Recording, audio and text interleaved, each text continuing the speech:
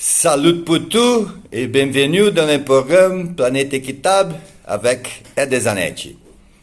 Let's talk about the European forest, the one that applies the pan-European process of criteria and indicators for measuring performance against sustainable development.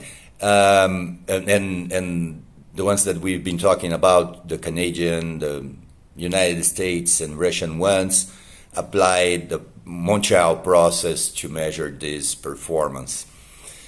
Before we go into European forest, I would like to call the attention to the International Wood Cultural Society. It is an organization dedicated to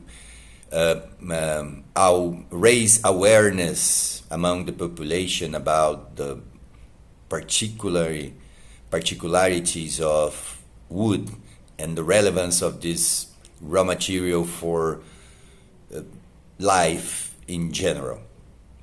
So the International Wood Cultural Society has headquarters in all developed world, in South Africa, I believe, and in Asia Pacific. It doesn't have any headquarters in tropical regions. It surely doesn't have it in the Brazilian Amazon. And it is key to have such organization operating in our countries in order to disseminate the culture of using wood as part of their daily life. Countries that does that, they have wood consumption that is 10, 15 times that the one we have in Brazil. Well, the